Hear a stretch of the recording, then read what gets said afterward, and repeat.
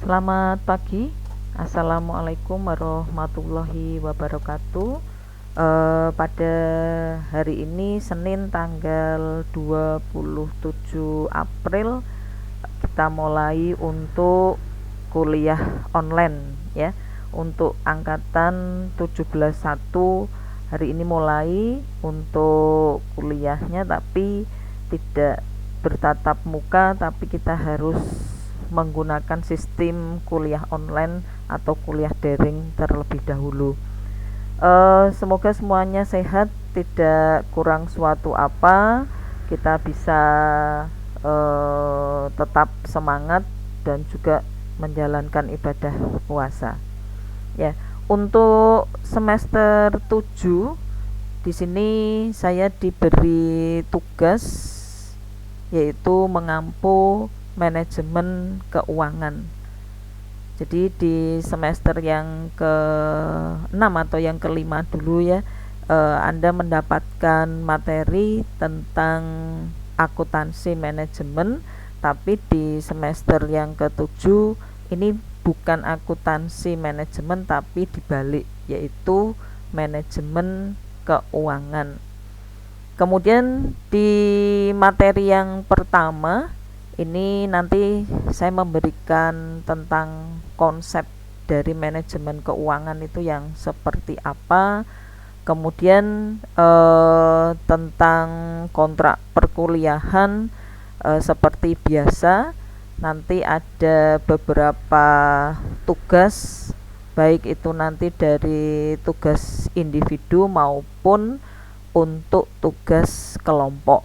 Memang di KAP 17.1 tidak saya gabung dengan yang KAS 17.1 ya, tidak masalah karena kita menggunakan sistem kuliah online, tinggal nanti kita mengikuti perkuliahannya saja.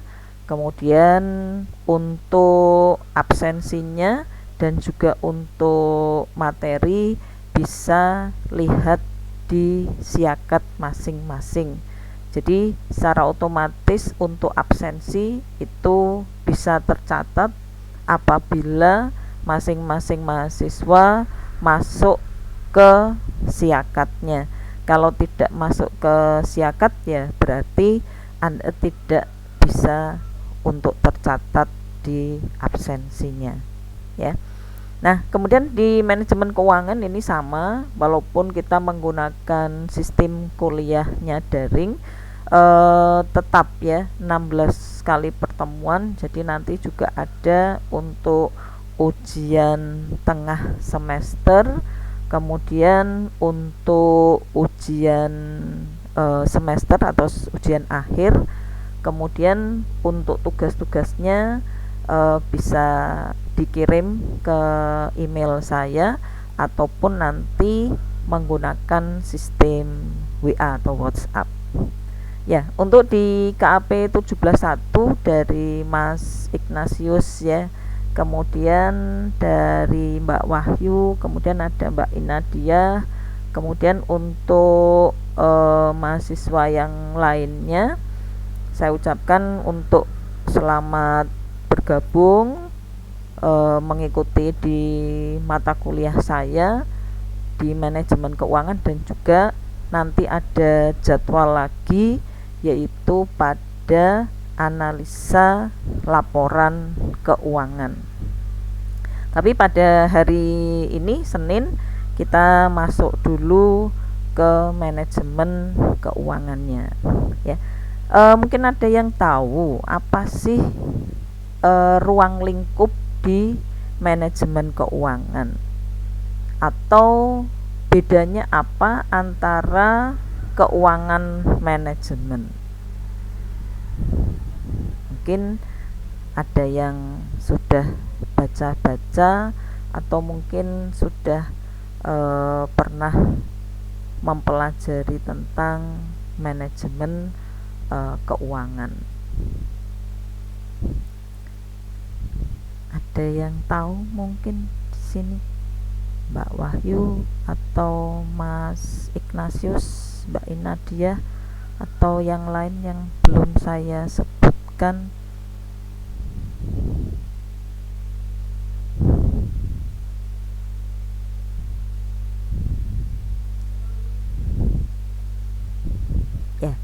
Kalau mungkin belum ada yang paham atau mungkin belum baca tentang manajemen keuangan, kita masuk ke materi dari manajemen keuangannya. Di sini saya terangkan tentang apa sih manajemen keuangan itu sendiri, ya.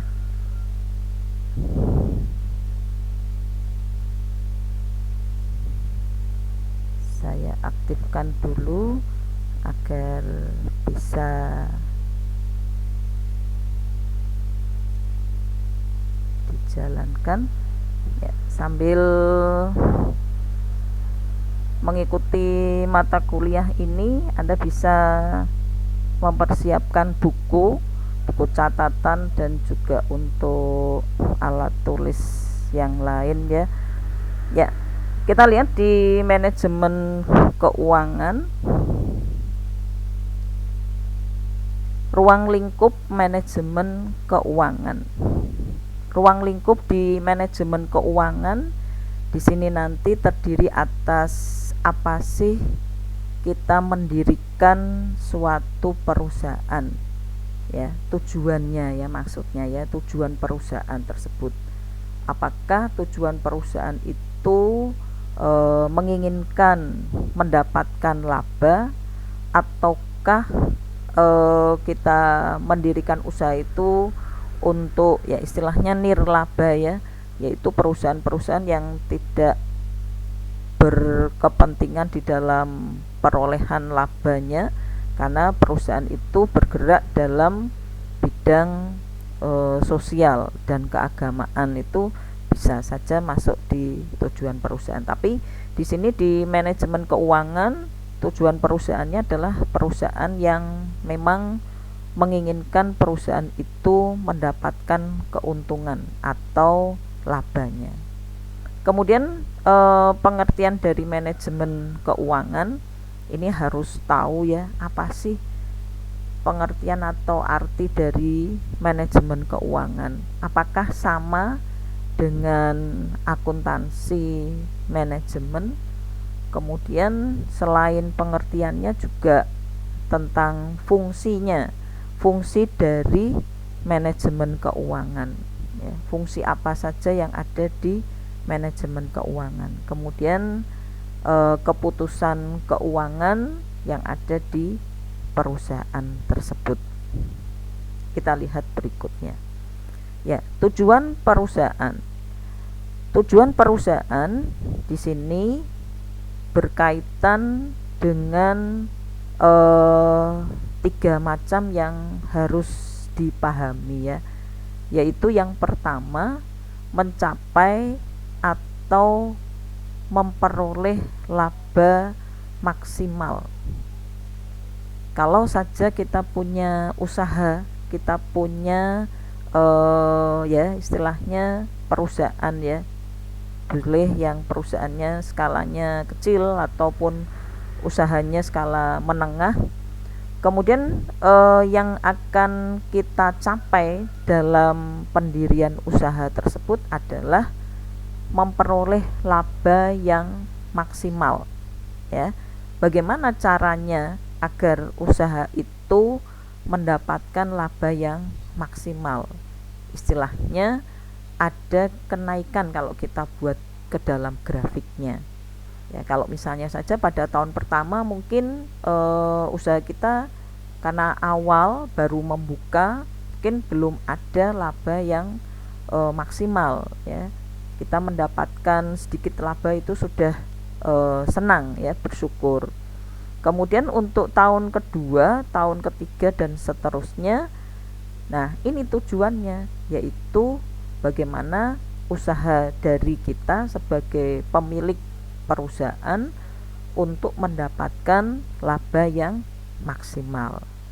Kemudian istilah yang lain adalah mendapatkan kemakmuran untuk pemilik perusahaan, ya. Kalau kita punya usaha mesti ada tujuannya, yaitu untuk mendapatkan kemakmuran. Kemudian yang kedua, yaitu menjaga kelangsungan hidup perusahaan. Itu tujuannya. Kalau misalnya saja kita punya usaha tapi tidak menjaga untuk kelangsungan hidup perusahaan, ya rugi besar ya. Misalnya kita punya usaha seperti catering, kemudian hanya bertahan dalam jangka waktu mungkin 3 bulan. Nah, ini berarti tidak ada tujuan dan juga tidak ada kemampuan dari pemilik perusahaan, manajemen usaha tersebut untuk menjaga kelangsungan hidup perusahaan. Yang kita inginkan walaupun usaha itu kecil ya, skala kecil, tetapi kelangsungan hidup perusahaan itu terus berjalan ya. Ya memang untuk menjaga kelangsungan hidup perusahaan itu juga tidak begitu mudah ya. Ada beberapa hal yang terkait berbagai permasalahan dalam menjaga kelangsungan hidup perusahaan tersebut. Kemudian yang ketiga, tujuan perusahaan di sini adalah mencapai kesejahteraan masyarakat sebagai tanggung jawab sosial perusahaan. Bagaimana perusahaan itu mencapai kesejahteraan masyarakat? Misalnya di dalam perusahaan itu sendiri mempunyai karyawan, kemudian usahanya seperti apa agar kesejahteraan dari karyawan itu tetap terjaga ya. Jadi tidak hanya dibayar dalam bentuk gaji pokok saja, mungkin ada tambahan-tambahan untuk tunjangan, kemudian ada kesehatan dan lain sebagainya. Itu yang diinginkan ya. Dengan adanya kesejahteraan masyarakat, kesejahteraan dari intern perusahaan misalnya dari karyawannya, itu sudah memberikan suatu masukan ya, support. Jadi untuk karyawannya pun akan memberikan jasa balik kepada perusahaan itu dengan cara dia bekerja sebaik-baiknya. Tapi kalau misalnya kesejahteraannya sendiri tidak tercapai, kesejahteraannya tidak ada, ya nanti untuk timbal baliknya tidak akan diperoleh yang jauh lebih meningkat ya. Kemudian kesejahteraan masyarakat ini untuk yang eksternnya, kesejahteraan masyarakat bagaimana untuk masyarakat di lingkungan usaha tersebut ya.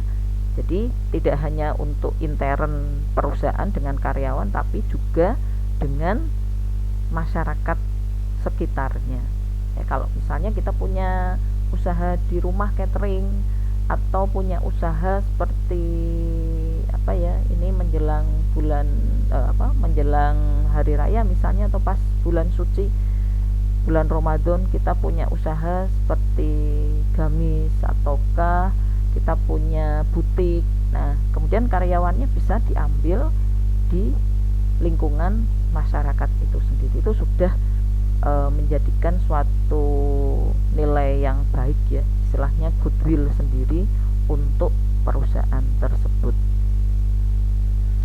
Kemudian selain tujuannya, jadi kita sudah tahu ya, kalau kita punya usaha, kita punya ya kegiatan yang istilahnya ada jual beli, itu harus melingkupi tujuan itu ada semua. Nah, sekarang apa sih pengertian dari manajemen keuangan? Apakah sama dengan akuntansi manajemen? Kalau akuntansi manajemen itu kan berarti suatu ilmu yang mempelajari tentang ya ada hubungannya dengan keuangan, kemudian hubungannya dengan pengambilan keputusan ya di akuntansi manajemen. Tapi kalau manajemen keuangan ini saya mengambil dari bukunya Rianto. Manajemen keuangan atau financial management itu adalah seluruh kegiatan. Jadi seluruh kegiatan yang berkaitan dengan usahanya. Ya, kalau manajemen keuangan itu berarti di atasnya keliru itu manajemen keuangan ya. Seluruh kegiatan yang berkaitan dengan usaha untuk mendapatkan dana. Ya, kegiatan usahanya itu berkaitan mendapatkan dana dan menggunakan atau mengalokasikan dana tersebut. Kalau di akuntansi manajemen kan berarti hubungannya dengan keuangan dan manajemennya. Tapi kalau di manajemen keuangan ini berkaitannya dengan usaha mendapatkan dananya. Kemudian kalau kita sudah mendapatkan dana, bagaimana kita menggunakan dan mengalokasikan dana tersebut. Kemudian pelaksana dari manajemen keuangan seperti manajer keuangan. Contohnya, perusahaan itu memerlukan berbagai kekayaan atau aktiva untuk operasinya, ya. Kemudian untuk perusahaan itu perlu mencari dana dalam membiayai kebutuhan operasionalnya. Kalau hanya berasal dari investasi atau dari modal pihak pemilik, ya kalau misalnya pemiliknya mampu ya tidak masalah, kita tidak perlu untuk mendapatkan dana, ya. Tapi karena di sini pihak dari pemiliknya itu mungkin ingin mengembangkan usaha lebih luas lagi, dan juga di dalam kegiatan operasional perusahaannya itu diinginkan yang cakupannya lebih luas, ya harus ada bagaimana perusahaan mendapatkan dana. Apakah dengan cara ada pihak investor, ataukah kita harus melakukan dengan sistem hutang, ya, hutang jangka panjang. Kalau hutang jangka pendek terlalu riskan, ya, karena kalau misalnya saja untuk mendapatkan dana dengan cara hutang jangka pendek, bagaimana kemampuan perusahaan itu dalam hal melunasi hutang jangka pendeknya.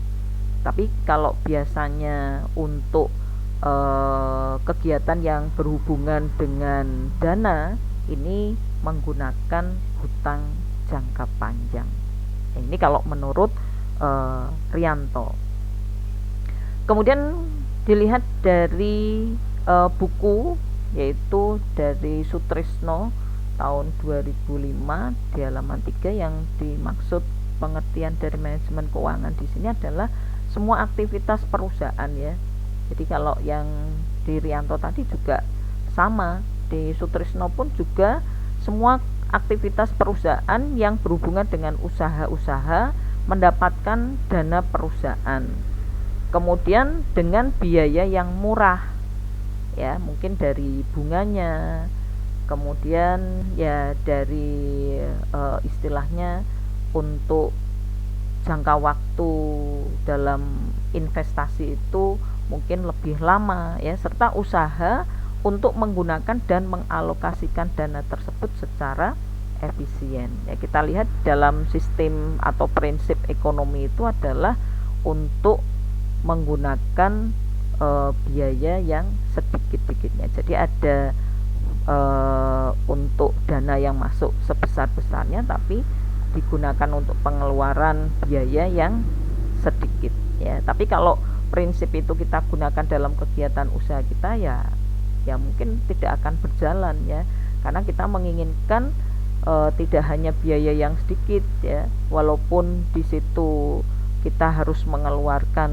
biaya yang banyak, tetapi kita juga akan menginginkan dalam hal pendapatan atau laba yang kita terima jauh lebih besar. Nah, ini menurut Sutrisno. Kemudian kalau kita gabung dari pengertian tadi bahwa manajemen keuangan itu adalah suatu kegiatan yang berhubungan dengan perencanaan. Bagaimana kita merencanakan tadi, yaitu kita mendapatkan dana dengan cara ada pihak investor, ataukah kita melakukan dengan hutang jangka panjang, ataukah mungkin kita melakukan dengan hutang jangka pendek, ya. Tapi kalau hutang jangka pendek seperti tadi yang saya terangkan mungkin kurang tepat, ya. Kalau untuk hutang jangka pendek itu di sini biasanya untuk kegiatan operasionalnya saja. Kemudian penganggaran, dianggarkan, ada pemeriksaan, pengelolaan, pengendalian, pencarian dan penyimpanan dana yang dimiliki oleh organisasi atau oleh perusahaan ya. Jadi manajemen keuangan itu tidak hanya bagaimana kita mendapatkan dana kemudian mengolah dana tersebut, tapi ada hal-hal yang penting ya di dalam kita mendapatkan dana, yaitu perencanaannya seperti apa, dianggarkan, diperiksa, dikelola, dikendalikan, pencarian dan penyimpanannya. Jadi kalau tidak ada pengelolaan, dana sudah ada banyak, kemudian pihak manajemen tidak mampu atau tidak pintar dalam mengelola keuangan, ya nanti banyak hal-hal yang dilakukan untuk penyimpangan ya. Kemudian fungsi dari manajemen keuangan. Apa sih fungsi dari manajemen keuangan? Seperti tadi di dalam pengertiannya ada perencanaan, kemudian ada juga untuk pengendalian organisasi dan lain sebagainya ya. Nah, fungsi dari manajemen keuangan di sini adalah perencanaan keuangan. Perencanaan keuangan itu berarti membuat rencana pemasukan dan pengeluaran serta kegiatan-kegiatan lainnya untuk periode tertentu. Jadi perencanaan keuangan pemasukannya seperti apa, jangan sampai pemasukannya jauh lebih kecil daripada pengeluaran ya. Kalau seperti itu ya usahanya lama-lama nanti akan bangkrut ya. Kemudian yang kedua ada penganggaran. Tindak lanjut dari perencanaan tadi adalah membuat detail pengeluaran dan pemasukan, yaitu dianggarkan ya. Mungkin Anda sudah mendapat akuntansi anggaran ya. Kemudian ada pengelolaan keuangannya, ada pencarian keuangan. Pencarian keuangan itu mencari dan mengeksploitasi sumber dana yang ada untuk operasional kegiatan perusahaan ya. Jadi mengeksploitasi sumber dana. Eksploitasi sumber dananya dari mana?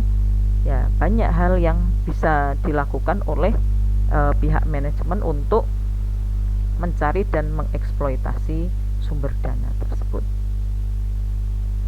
Kemudian yang lain dari fungsi manajemen keuangan di sini adalah tentang penyimpanan keuangan ya. Penyimpanan keuangan, pengendalian keuangan sampai pada pemeriksaan keuangan. Nah, kalau penyimpanan keuangan berarti mengumpulkan dana perusahaan serta menyimpan dana tersebut dengan aman. Jadi jangan sampai dengan adanya pihak investor yang masuk ke perusahaan kita kemudian kita tidak bisa memberikan timbal balik ya, yaitu berupa dividen kalau dalam bentuk saham, pembayaran bunga dan lain sebagainya. Itu harus direncanakan juga. Kemudian prinsipnya apa sih? Prinsip yang ada di manajemen keuangan ya. Kalau kita lihat di dalam pengertiannya tadi ada kegiatan atau ada usaha bagaimana perusahaan memperoleh dana. Nah, kemudian prinsipnya apa? Walaupun kita mendapatkan dana, kemudian mengolah dana tersebut, tapi kalau tidak tahu prinsip dalam manajemen keuangan ya istilahnya sulit ya. Jadi akan terjadi kegagalan-kegagalan dalam hal pengelolaan keuangan tersebut. Ya.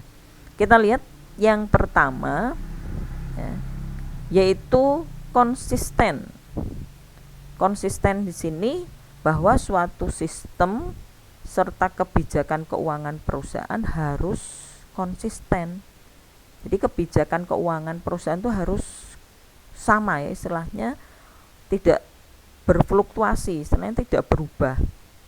Nah, kalau misalnya kalau konsisten kan berarti sama. Kalau misalnya nanti berfluktuasi, berubah-ubah, ya berarti tidak sesuai. Ya. Kemudian konsisten di sini harus diingat bahwa sistem keuangan bukan berarti tidak boleh dilakukan penyesuaian bila ada suatu perubahan yang signifikan. Ya kita melihat hal-hal yang berhubungan dengan kepentingan perusahaan. Ini untuk konsisten. Kemudian yang berikutnya adalah akuntabilitas. Akuntabilitas ini prinsipnya adalah kewajiban hukum atau moral yang melekat pada individu ataupun kelompok di dalam perusahaan tersebut. Kemudian maksudnya di akuntabilitas kewajiban hukum maupun moral ini adalah memberi penjelasan bagaimana dana ataupun kewenangan yang telah diberikan kepada pihak ketiga di dalam penggunaannya, ya.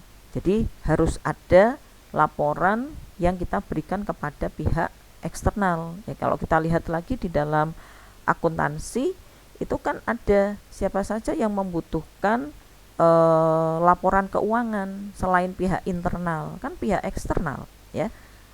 Jadi bisa dibuka-buka lagi untuk akuntansi di semester 1 dulu, ya, dari Mas Ignatius, Mbak Wahyu. Ya, ini bisa kita lihat ya bahwa pihak eksternal pun juga menginginkan adanya laporan keuangan. Ya, walaupun laporan keuangan itu tidak sedetail untuk pihak internal. Kalau pihak internal kan semua yang masuk di dalam usaha, tapi kalau yang eksternal hal-hal yang berhubungan dengan eksternalnya saja. Ya, penggunaan sumber daya, kemudian apa saja yang sudah dicapai, berapa persen, kemudian saya bisa membayar untuk pengembalian hutang ataukah saya harus membayar dividen. Nah, itu bentuk tanggung jawabnya kepada pihak-pihak yang sudah memberikan dana ya kepada kita.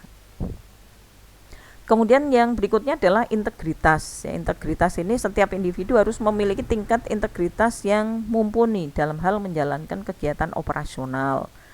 Selain itu, catatan dan laporan keuangan harus terjaga integritasnya dengan kelengkapan dan tingkat keakuratan.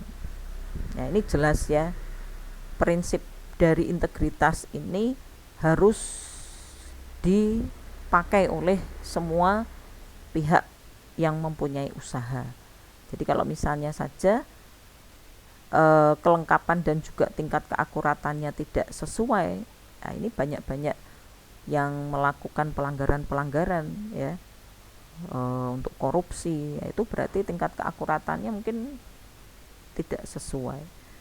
Ya, seharusnya 10% tapi menjadi mungkin 8,5%. Nah, itu ada hal yang perlu ditanyakan. Jadi prinsip dari integritas itu tidak dijalankan kalau perusahaannya melakukan seperti itu. Kemudian ada pengelolaan. Nah, manajemen keuangan harus bisa mengelola dengan baik dana yang sudah didapat dan memberikan jaminan bahwa dana yang diperoleh tersebut akan digunakan untuk merealisasikan tujuan yang sudah ditetapkan, ya.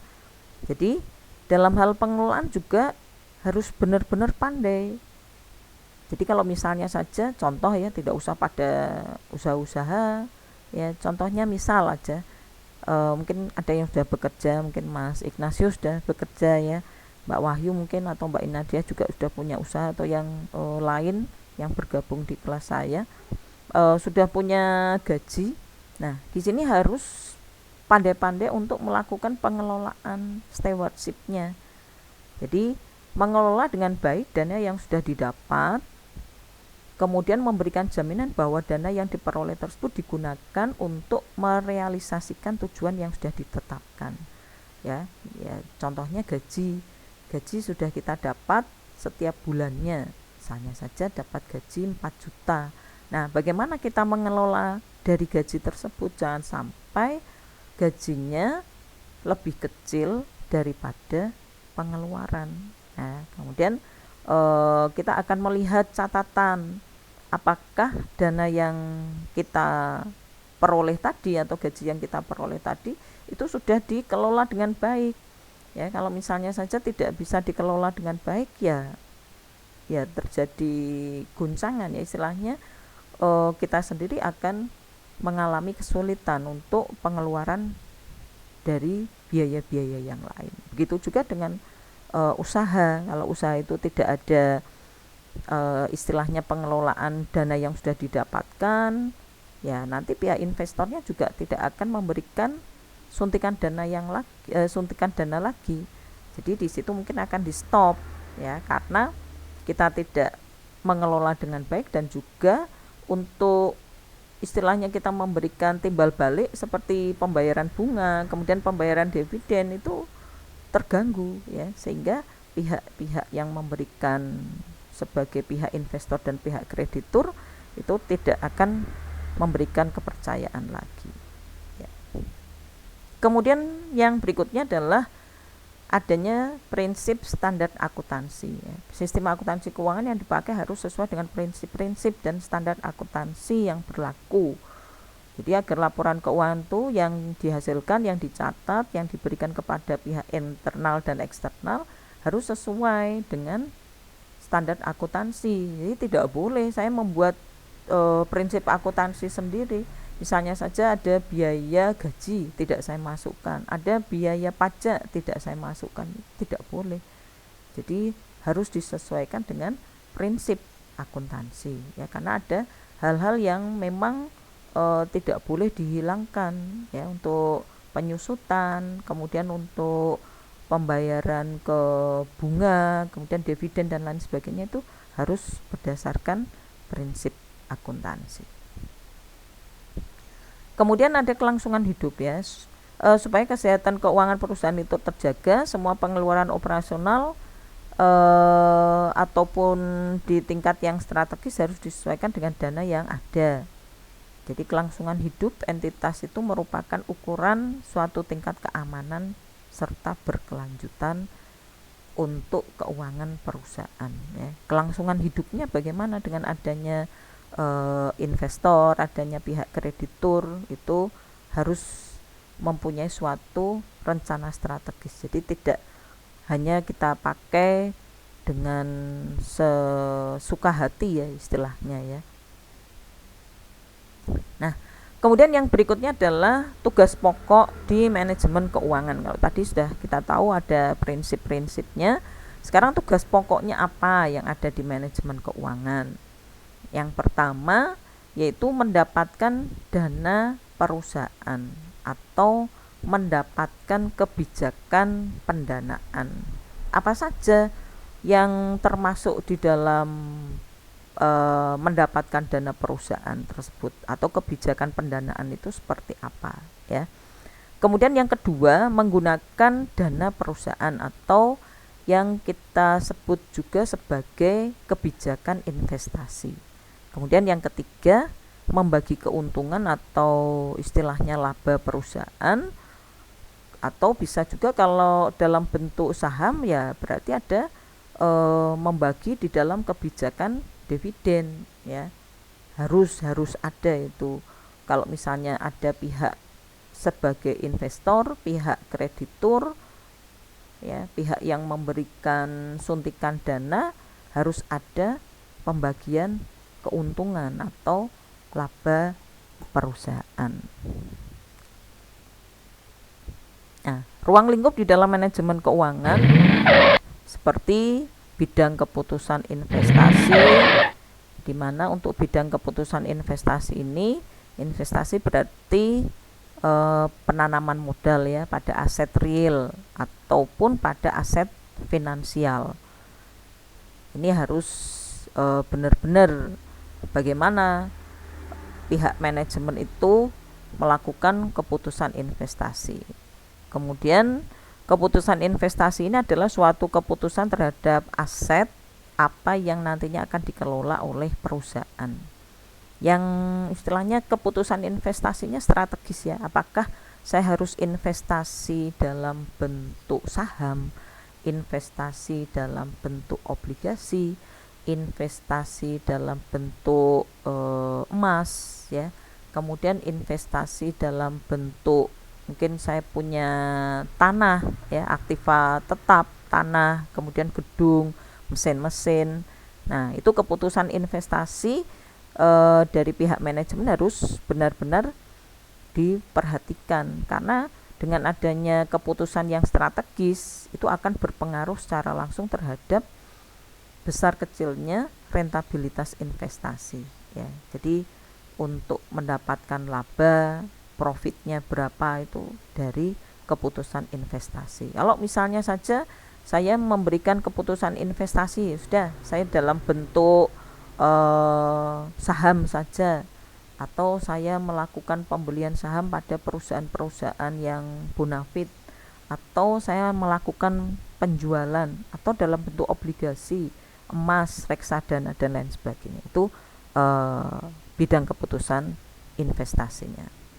Kemudian bidang keputusan pendanaan ya, dengan mempelajari berbagai sumber dana perusahaan dalam laporan keuangan yang berada di sisi pasifa ya, karena sumber dana itu masuknya ke modal nantinya. Ini bisa menguntungkan baik yang berasal dari intern atau internal perusahaan maupun sumber dana yang berasal dari luar perusahaan atau eksternal.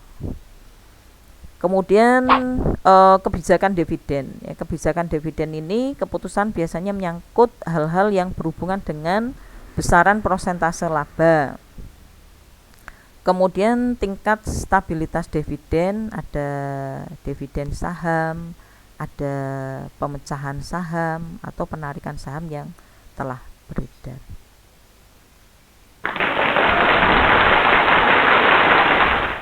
Ya, nanti di sini ada soal, ini bukan tugas ya, tapi nanti Anda bisa mengerjakan soal-soal ya, karena kita secara online ya, berarti diskusinya secara online ya.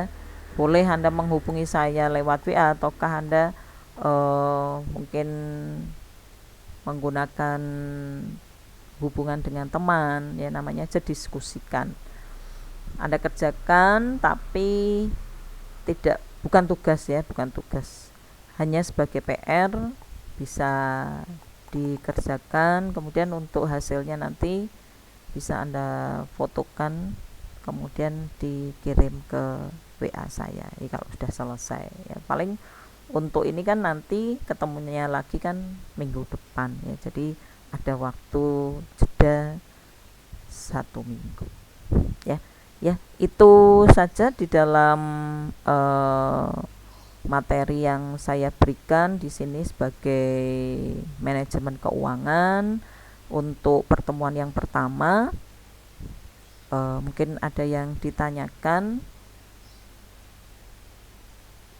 Nanti untuk hal-hal yang belum dipahami bisa chatting ke saya atau bisa komen di YouTube ya, bagaimana prosesnya ataupun untuk mengerjakan soal-soal di sini ya.